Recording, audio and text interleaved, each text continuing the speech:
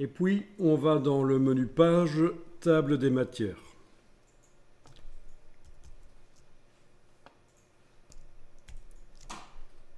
Alors, c'est là qu'il faut se concentrer.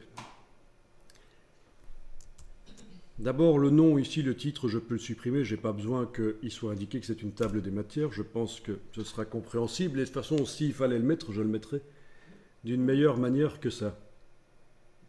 Donc, je supprime le titre. Et là, je dois indiquer, tiens, la table des matières, elle doit prendre compte de quel paragraphe, quel style de paragraphe. Ben, je vais commencer par le style de paragraphe titre de premier niveau. Et c'est là qu'il ne faut pas se planter. C'est pas TDM premier niveau que je sélectionne là, c'est titre de premier niveau, le style de paragraphe qui est réellement utilisé dans le document. Et je l'ajoute sur le côté. Même chose pour titre de second niveau, je l'ajoute.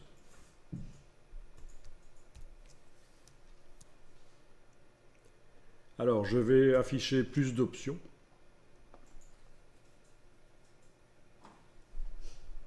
Et là, je vérifie, tiens, est-ce qu'il considère bien que le titre de premier niveau, c'est le niveau 1 dans la hiérarchie de la structure de mon document? Est-ce qu'il considère bien que le titre de second niveau, c'est le niveau 2 dans la structure? C'est parfait.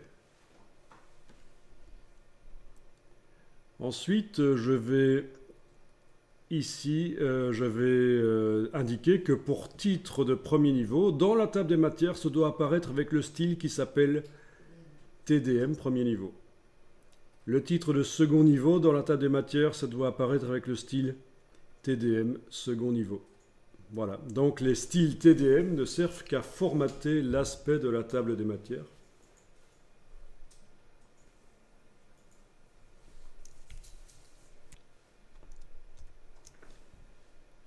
Le numéro de la page va apparaître après l'entrée, ça paraît logique aussi. Avec entre le numéro et l'entrée, pour l'instant c'est un signe de tabulation, mais je peux le supprimer. Je vais le remplacer par ce qu'on appelle une tabulation de retrait à droite. C'est-à-dire une tabulation spéciale qui repousse, tout ce qui se trouve après le signe tabulation est repoussé complètement à droite. Donc le numéro va être repoussé sur la droite du bloc, grâce à ça. Donc je vais avoir les entrées qui seront sur la gauche du bloc, et entre le numéro et l'entrée, il y aura ce signe spécial de tabulation de retrait à droite qui va repousser le numéro complètement à droite du bloc. Donc en fait, on aura en quelque sorte un texte qui sera à la fois aligné à gauche et aligné à droite.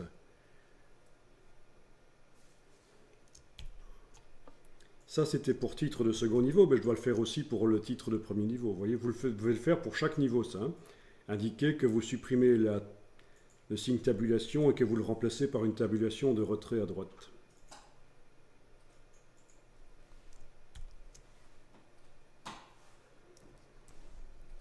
Bon, ben je pense que là, on a ce qu'il faut pour que ça fonctionne.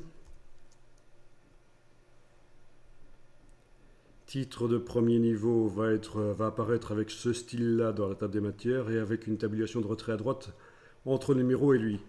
Titre de second niveau va apparaître avec ce style-là, avec une tabulation de retrait à droite entre l'entrée et le numéro. Et bien je vais cliquer sur OK. Bon, alors j'ai du texte en excès. Allez, on va dire oui, on va le faire apparaître. Ça veut dire que dans mon document, j'aurais dû faire du chaînage en plus parce qu'il y a du texte qui sort du bloc.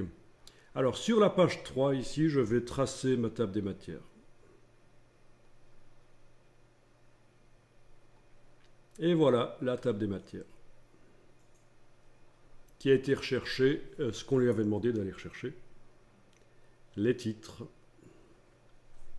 et les sous-titres, avec des tabulations de retrait à droite qui mettent des numéros là